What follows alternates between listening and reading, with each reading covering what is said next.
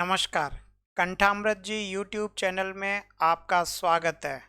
कक्षा 10वीं के विद्यार्थी हिंदी विषय के अंतर्गत अध्याय 3 पढ़ रहे हैं, सवैया एवं कवित्त।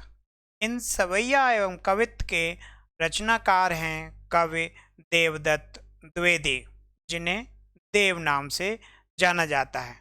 तो आज इस अध्याय के प्रश्न अभ्यास की बारी है। शुरू करते हैं। पहला प्रश्न, कवि ने श्री ब्रजदूला किसे कहा है या किसके लिए यह शब्द प्रयुक्त किया है और उन्हें संसार रूपी मंदिर का दीपक क्यों कहा है? तो उत्तर देखिए, कवि ने श्री ब्रजदूला श्री कृष्ण के लिए प्रयुक्त किया है। उन्होंने उन्हें ब्रजदूला कहकर उनकी सर्वोत्कृष्टता स्वीकार की है। वे संसार रूपी मंदिर के दीपक हैं क्योंकि वे अलौकिक हैं। उनकी प्रकाशमय रूप सत्ता सर्वत्र व्याप्त है। अर्थात इसका तात्पर्य है कि वे पूरे संसार में सर्वत्र व्याप्त हैं। अब अगला प्रश्न, और अगले प्रश्न में आइए चलते हैं आगे की तरफ। प्रश्न संख्या 2, और प्रश्न संख्या 2 देखते हैं। तो इसमें देखते हैं हम कि पहले सवैये में उन पंक्तियों को छांट कर लिखिए जिनमें अनुप्रास और रूपक अलंकार का प्रयोग हुआ है। तो देखिए, पहले सवैये में अनुप्रास अलंकार का उदाहरण, कट किंकिन कै धुन की मधुराई। यहाँ इस पंक्ति में देखें, क वर्ण की एक से अधिक बार आवृत्ति हुई है, इसलिए यहाँ अनुप्रास अलंकार है। आगे देखें, ख सांवर अंग लसें पट पीत ये हो लसें बनमाल सुहाई। यहाँ देखिए आप, इस पंक्ति में प वर्ण, व वर्ण और ह वर्ण की एक से अधिक बार आवृत्ति हुई है, इसलिए यहाँ अनुप्रास अलंकार है। अब देखिए रूपक अलंकार का उदाहरण, क मंद हसी मुख चंद जुनाई। इस पंक्ति में श्री कृष्ण के मुख की समानता चंद्रमा से की गई है। उपमेय में उपमान का आरोपण किया गया है, इसलिए यहाँ रूपक अलंकार है। आगे देखिए, ख जय जग मंदिर दीपक सुंदर। इस पंक्ति में संसार की समानता मंदिर से की गई है, इसके कारण उपमेय में उपमान का आरोपण है, इसलिए यहाँ रूपक अलंकार है। अब आइए अगले प्रश्न की तरफ।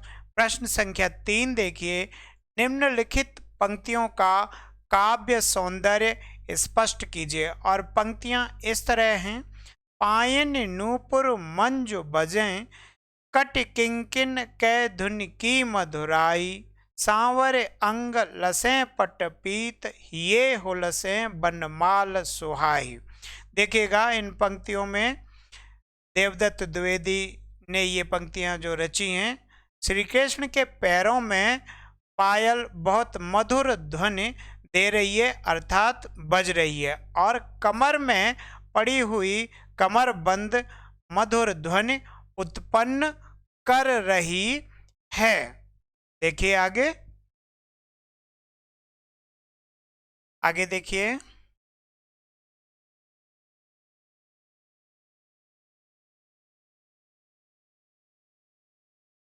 तो यहां देखें आप, कमर में बंधी कमरबंद या करदनी की मंजुल ध्वनि प्रिय लग रही है। श्री कृष्ण के श्याम वर्ण के शरीर पर पीला वस्त्र शोभा दे रहा है। हृदय पर वनमाला सुशोभित हो रही है। इस प्रकार उनकी आभा मनोहारी है।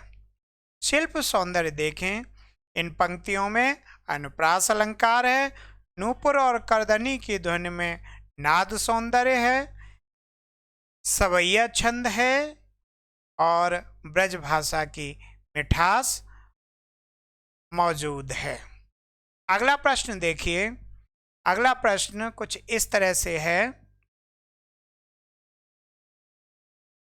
दूसरे कवित्व के आधार पर स्पष्ट कीजिए कि ऋतुराज वसंत के बाल रूपी वर्णन परंपरागत वसंत वर्णन से किस प्रकार भिन्न है। देखिएगा उत्तर में, प्रायः कवि वसंत को उद्दीपन के रूप में प्रस्तुत करते हैं और फूलों का सौंदर्य, नव प्रस्फुटित कोपलें आदि ये जो है उद्दीपन के रूप में प्रस्तुत की जाती हैं। किंतु यहाँ उस परंपरा से हटकर देव ने स्नेह के प्रतीक शिशु के रूप में वसंत की कल्पना की है। पुत्र वसंत के लिए डालियों का पालना और नव पल्लवों का बिछोना आदि बिछाया है। तो यहाँ शिशु रूप में वसंत की कल्पना की गई है। तो यहाँ आप देख सकते हैं कि मानवीकरण अलंकार है। अब प्रश्न 5वें की तरफ बढ़ते हैं। देखिए प्रश्न 5वां। प्रातः जगावत गुलाब चटकारी दे, इस पंक्ति का भाव स्पष्ट कीजिए। तो आप जानते ही हैं कि जो भाव स्पष्ट करना है सभी के एक समान नहीं हो सकते, अलग अलग तरह से हो सकते हैं। कविता में इस तरह की प्रायः छूट होती है, लेकिन केंद्रीय भाव एक ही होता है। देखिए उत्तर। वसंत ऋतु में गुलाब सूर्य किरणों के स्पर्श से चटक उठता है और खिल उठता है। गुलाब के चटकने या खिलने में कवि ने कल्पना की है कि गुलाब चटक कर शिशु वसंत को जगाता है। इस प्रकार कवि ने गुलाब पुष्प का मानवीकरण किया है। ठीक है, आगे देखते हैं अगले प्रश्न की तरफ। अगले प्रश्न की तरफ बढ़ते हैं। ऊपर वाले ही प्रश्न में देख लीजिएगा कि ऐसा लग रहा है जैसे कि सोए हुए वसंत को गुलाब जो है अपने चटकने की ध्वनि के साथ जगा रहा है। अब अगले प्रश्न की तरफ बढ़ते हैं। प्रश्न संख्या 6। चांदनी रात की सुंदरता को कवि ने किन किन रूपों में देखा है। देखिएगा, चांदनी रात की सुंदरता अपनी कल्पना के सागर में कई रूपों में इन कविदेव ने देखी है। जैसे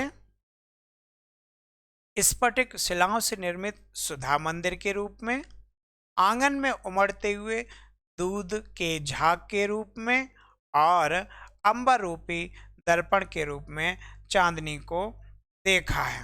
और भी विस्तार से व्याख्याएं हो सकती हैं। जैसे चांदनी में चांद के प्रतिबिंब में राधा रानी की छवि का आभास भी देखा गया है। तारे नायिका का वेश धारण कर अपनी सुंदरता की आभा को समस्त आकाश में बिखेर रहे हैं। तो इस तरह से भी विस्तृत व्याख्या की जा सकती है। आगे देखिए प्रश्न संख्या 8। तीसरे कवित्व के आधार पर बताइए कि कवि ने चांदनी रात की उज्ज्वलता का वर्णन करने के लिए किन किन उपमानों का प्रयोग किया है। तो देखिएगा, कवि ने चांदनी रात की उज्ज्वलता का वर्णन करने के लिए स्फटिक शिला से बने मंदिर का, ठीक है, और दही के समुद्र का